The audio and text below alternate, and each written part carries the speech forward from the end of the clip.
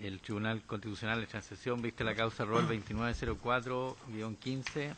requerimiento de inaplicabilidad por inconstitucionalidad deducido por Forestal Catango Limitada respecto al inciso segundo del artículo 768 del Código de Procedimiento Civil. Tiene la palabra el relator, señor Sebastián López. Gracias, señor presidente. La requirente deduce el requerimiento respecto a la norma indicada en el marco de una causa sobre reclamación del monto de indemnización provisional de expropiación en contra del Servio de la Novena Región, conforme al artículo 12 del Decreto de Ley 2186, que contiene la Ley Orgánica de Procedimiento de Expropiaciones. El tercer juzgado de letra de Temuco rechazó la demanda, ante lo cual la Forestal Catango interpuso recurso de casación en la forma y apelación, pendiente de resolver actualmente por la Corte de Apelación de Temuco y suspendido conforme al ordenado por este Tribunal Constitucional. Las causales de casación en la forma invocada fueron las establecidas en los numerales quinto y noveno del artículo 768 del Código de Procedimiento Civil, sosteniendo la Forestal que en el fallo de primera instancia sometieron las consideraciones de hecho y de derecho que sirven de fundamento de la sentencia y sometieron trámites o diligencias probatorias esenciales. Sin embargo, el inciso segundo del artículo 768 del Código de Procedimiento Civil impugnado importa que en los juicios regidos por leyes especiales, como lo son aquellos regidos por el DL 2186, el recurso de casación no puede fundarse en ninguna de las dos causales aludidas,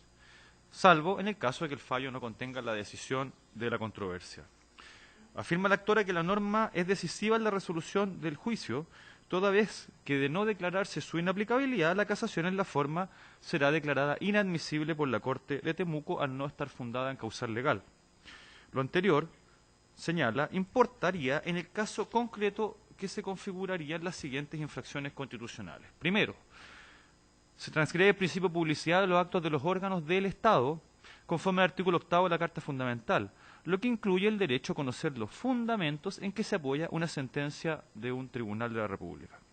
Segundo, se vulnera el principio de igualdad ante la ley, contemplado en el artículo 19, número 2, al impedirse a las partes en juicios regidos por leyes especiales recurrir contra una sentencia e impetrar su anulación por vicios de falta de fundamentación u omisión de diligencias esenciales, a diferencia de recursos que sí operan en procedimientos ordinarios.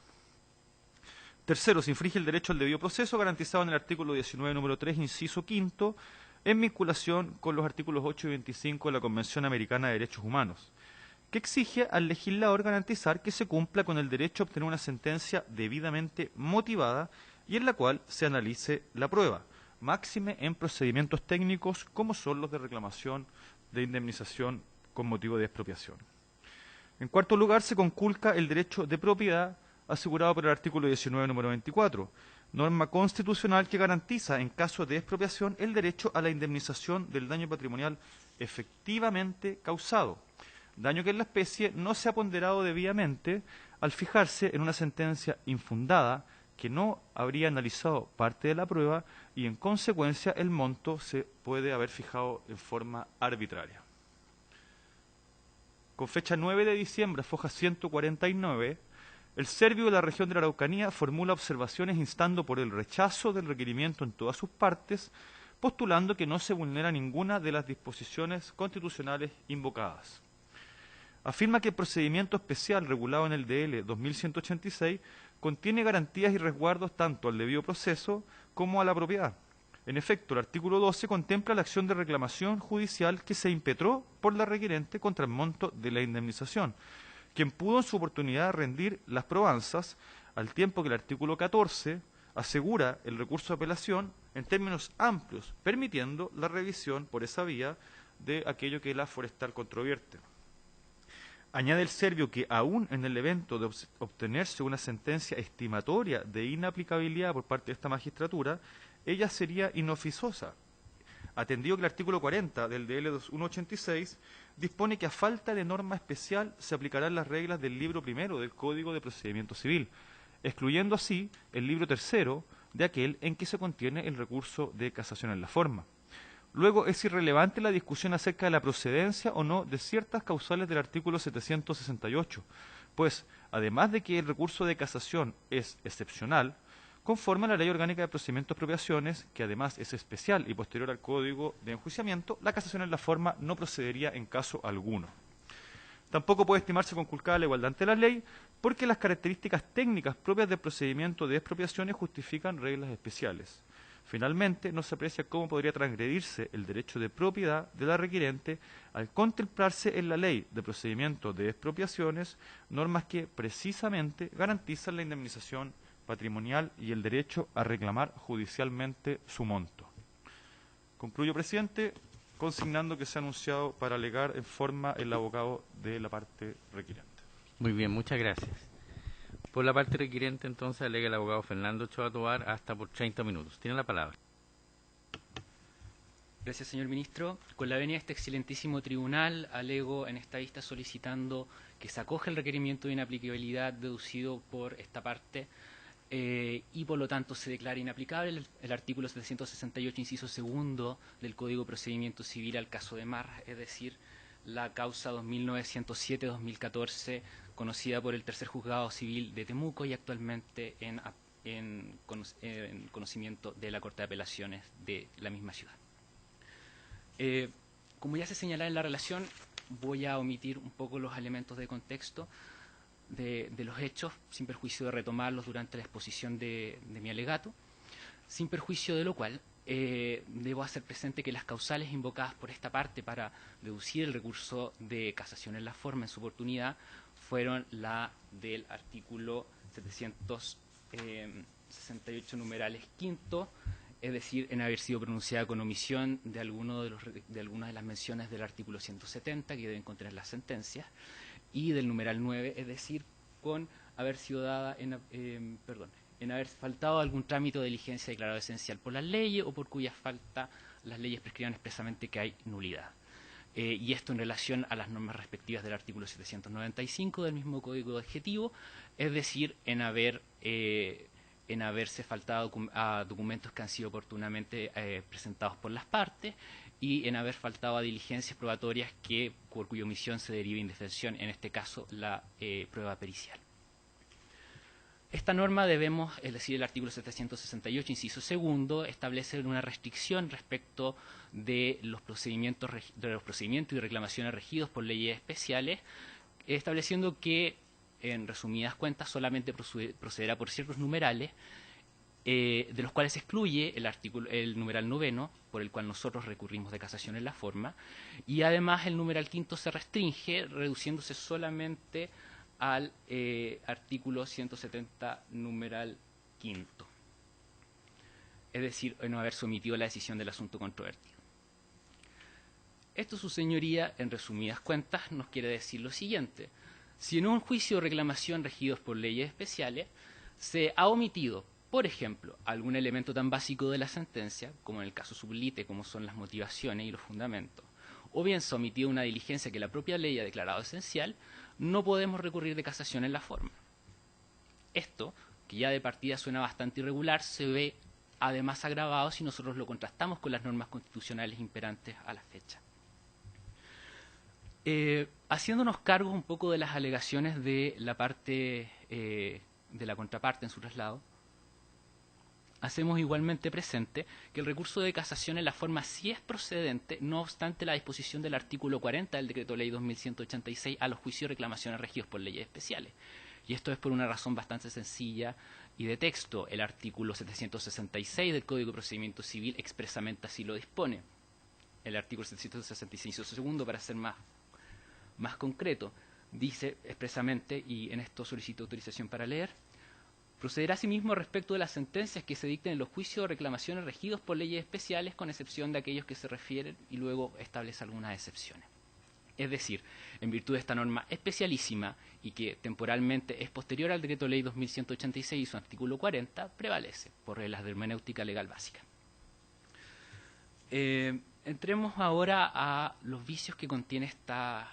norma que nosotros impugnamos.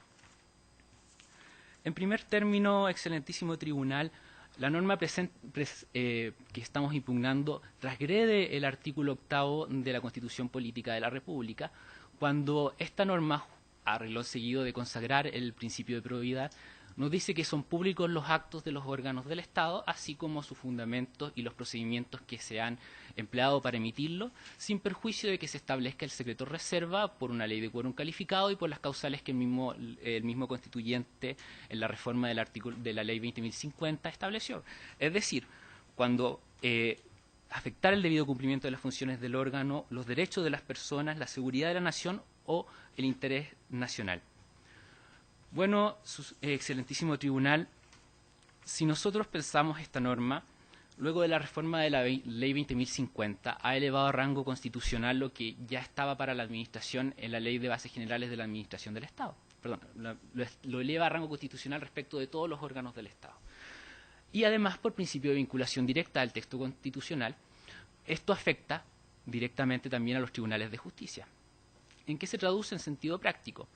Que los actos y resoluciones de los tribunales de justicia son públicos y también, evidentemente, son públicos sus fundamentos y los procedimientos que ellos emplean. ¿Cuál es la consecuencia lógica de esto en relación a nuestro requerimiento? Si el juez, si el magistrado omite los fundamentos que ha tenido para llegar a una decisión y además el legislador le dice, señor juez, usted, su sentencia es inimpugnable porque no existe ningún medio para reclamar de este vicio de legalidad, en el fondo se está otorgando patente de corso para que el juez pueda omitirlo. Y esto tiene el agravante de que solamente se da en aquellos procedimientos y reclamaciones regidos por leyes especiales. Aquellos procedimientos ordinarios no se ven afectados por la norma.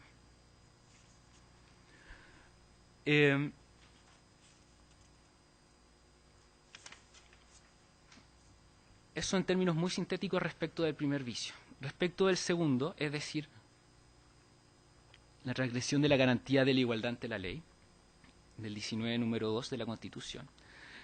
La Constitución nos señala, en el artículo respectivo, que ni la ley ni la autoridad alguna podrán establecer diferencias arbitrarias. Podríamos hacer muchas elaboraciones doctrinarias al respecto, muchos escritos, pero en síntesis, para el caso, lo que nos interesa es que esta regla de la igualdad no es en términos absolutos, admite excepciones cuando ellas son fundadas, ya que en ese caso la discriminación no deviene en arbitraria, sino que es fundamentada. La pregunta entonces viene si esta diferencia que hace el legislador procesal es justificada o no lo es.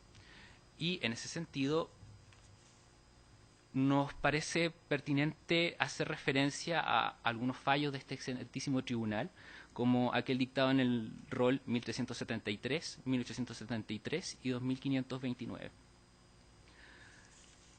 Y sobre lo pertinente, se ha fallado que infringe la garantía de la igualdad ante la ley procesal regida por los números 2 y 3 del artículo 19 constitucional, en referencia al artículo 768,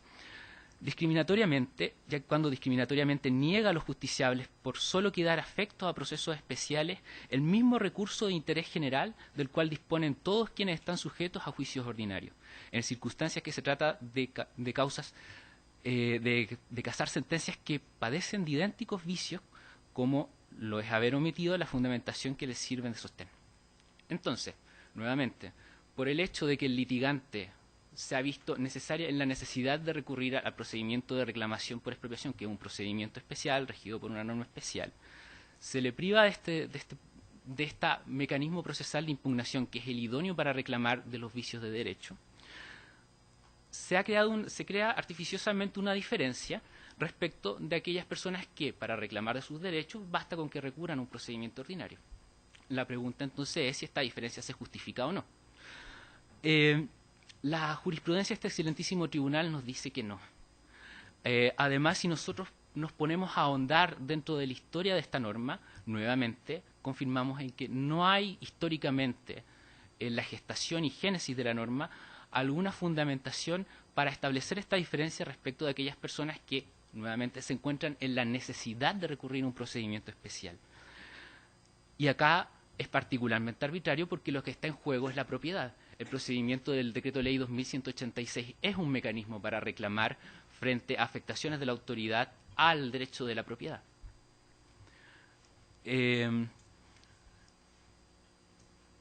Entonces, si nos encontramos en un juicio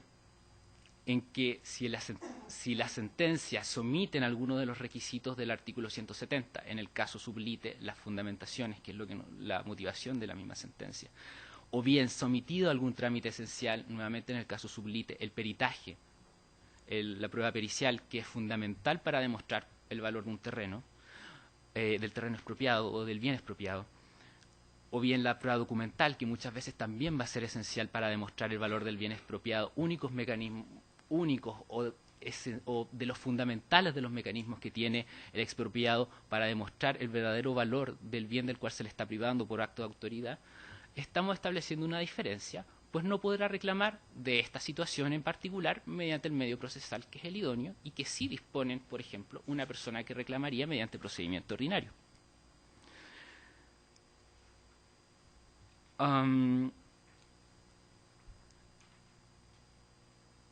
Entonces,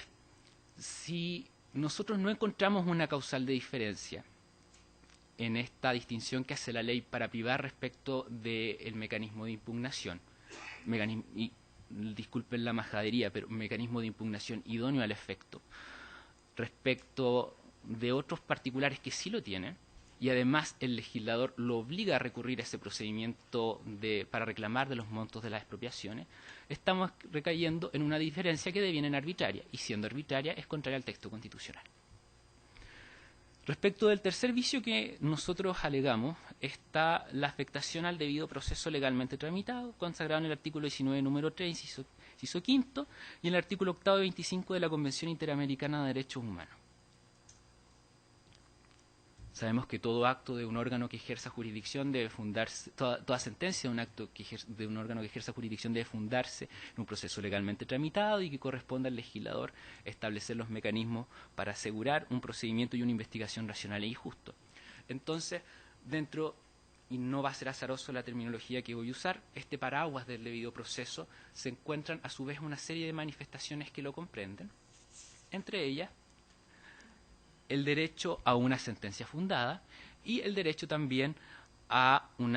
la aportación de pruebas.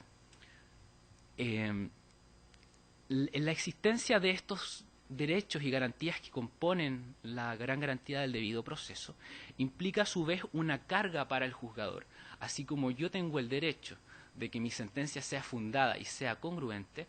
el juzgador va a tener la carga de dictar una sentencia que sea fundada y sea congruente. Y además, como yo tengo el derecho a aportar pruebas,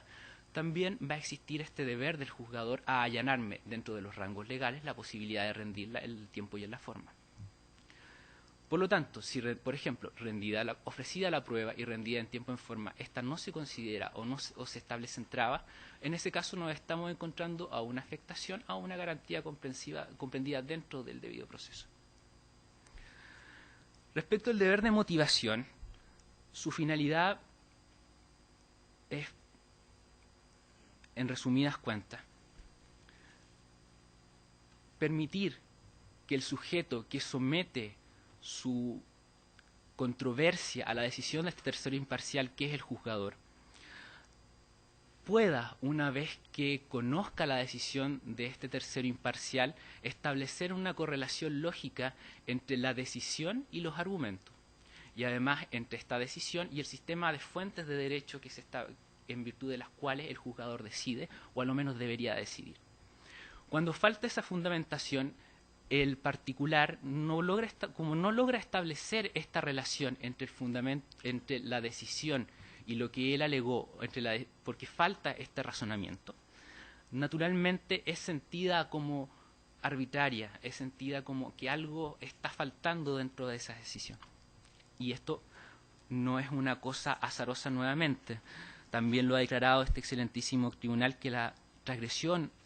del citado deber, en este caso hablando de la motivación, se produce tanto si el juez no funda la sentencia como si impide la impugnación por ese capítulo del fallo que omite la adecuada motivación. El resultado es el mismo, la vulneración del derecho producido en este caso por la falta de instrumento que corrige el vicio. En este caso es el rol 1873. Entonces, como en este caso no existe un mecanismo procesal idóneo para reclamar de esta falta de motivación, puesto que el artículo 768 restringe la causal de casación solamente al artículo 170, número 5, haciendo abstracción de todos los demás numerales, que son, por cierto, importantes, por algo el legislador los ha establecido. No hay una forma en que el particular pueda provocar que se levante esa suerte de velo que pone el juzgador sobre la motivación y por lo tanto conocerla. Nuevamente, y en relación al punto anterior, sin un razonamiento de fondo que permita establecer como justificada la diferencia. El razonamiento anterior también es aplicable a la aportación de las pruebas, puesto que vuestra señoría excelentísima también ha resuelto en términos muy amplios que la recepción y producción de pruebas es connatural al derecho de defensa, constituyéndose en garantía esencial de un procedimiento racional y justo. En tal sentido, el rol 478. Y acá, nuevamente, es bastante relevante, y me adelantaré un poco al final de mi alegato, porque estamos en la situación, nuevamente, en que un particular está siendo privado por acto de autoridad de un derecho fundamental bastante importante dentro de nuestro sistema jurídico, así como de todo el occidental, como es el de propiedad. Se le priva por un acto de autoridad en el cual tiene un mecanismo especial de reclamación y en el cual se le además restringe de manera injustificada el mecanismo para reclamar. Si a mí me privan de mi propiedad, y voy a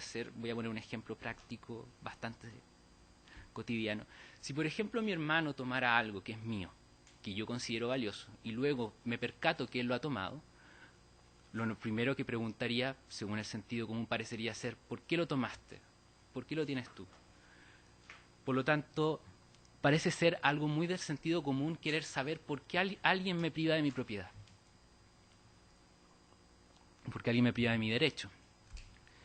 Y en tal sentido, la forma en que se cumple eso en el procedimiento expropiatorio y en el procedimiento de reclamación es mediante la motivación de la sentencia. Si no hay motivación, esa finalidad no se cumple, lo cual, por cierto, también infringe el artículo 19, número 24, cuando exige un procedimiento tramitado con forma de derecho, lo cual evidentemente incluye la dictación de una sentencia motivada. Nuevamente lo mismo es aplicable a las probanzas respectivas. Y finalmente, dentro también del debido proceso, se está afectando el derecho a un mecanismo de impugnación idóneo, puesto que se restringe indebidamente, más bien injustificadamente, el recurso de casación en la forma, pues si bien el artículo 766 lo contempla, el artículo 768 establece una restricción y al final este recurso queda tan restringido que termina siendo desfigurado. Para terminar mi alegato, el último punto es la transgresión al derecho de propiedad.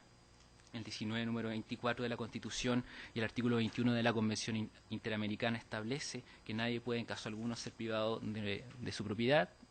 y en síntesis, sino en virtud de una ley general o especial que autoriza la expropiación por causa de utilidad pública, etcétera. Y además establece, junto con esta garantía general, una serie de otras garantías para darle eficacia, y diciendo que en el caso de expropiación tendrá siempre derecho a una indemnización por el daño patrimonial efectivamente causado, la que se fijará de común acuerdo, o bien por sentencia dictada con forma de derecho por ese dicho tribunal. En el fondo, la norma está, junto con establecer el gran derecho de propiedad como gran garantía, y luego establecer una restricción, que es la situación de la privación por causa de expropiación, establece a su turno una serie de garantías para el expropiado. En el caso sublite, excelentísimo tribunal, estamos ante una situación que se agrava respecto de otros casos similares que ha visto esta excelentísima magistratura, pues está en juego la propiedad de los particulares. Como le decía, si un sujeto es privado de su propiedad, lo natural será querer saber por qué se le priva, tener derecho a defenderse, tener derecho a demostrar, en este caso dentro del procedimiento expropiatorio, que los montos que él reclama son los que efectivamente corresponde a pagar. Y la única forma de demostrarlo es mediante pruebas. ¿Qué pruebas tendrá el particular, esencialmente, en un procedimiento con carácter tan técnico como este? Pruebas de carácter técnicas, como por ejemplo el peritaje. Si se restringe la prueba de perito, evidentemente la posibilidad de que pueda obtener que su pretensión sea acogida se restringe. Si se le limita la posibilidad de producirse la prueba de peritos, por ejemplo, y además se restringe la posibilidad de que pueda impugnar esa resolución en la cual, o ese acto jurisdiccional en el cual se le ha limitado artificiosamente y en forma contraria a derecho la aportación de esta prueba, evidentemente existe una violación al derecho de propiedad, pues el particular nunca podrá ver plenamente satisfecha su deseo de obtener una justa retribución, que es lo que le garantiza la Constitución, claramente probando esta situación, probando que el valor es el que él sostiene. Del mismo modo, y reiterando un poco lo que ya había dicho previamente, si yo soy privado de mi propiedad, si cualquier particular es privado de su propiedad, lo mínimo que desea saber es por qué se le priva de su propiedad. Cómo se llega, por ejemplo, a un determinado valor de esa propiedad en el caso de la expropiación, por qué no es lo que yo pedí, por qué es menos de lo que yo estaba pidiendo. Si no se establecen las causales y las motivaciones de esa decisión, el particular no lo podrá saber. Y si no lo sabe, lo natural también será que lo desee impugnar. Y en este caso, la ley lo priva del medio idóneo nuevamente para desvelar esta situación. Entonces, nunca podrá haber cumplidas las garantías que establece el constituyente respecto de la expropiación. Es decir, que será indemnizado de manera que su daño patrimonial sea reparado en forma efectiva, y además no tendrá una sentencia dictada conforme a derecho por dichos tribunales, ya que ni siquiera tendrá la posibilidad de reclamar, pues una vez llegada a la Corte de Apelaciones respectiva deberá declararlo inadmisible, porque eso es lo que procede conforme a la relación de los artículos 768, inciso segundo, y 766, inciso segundo del Código de Procedimiento Civil.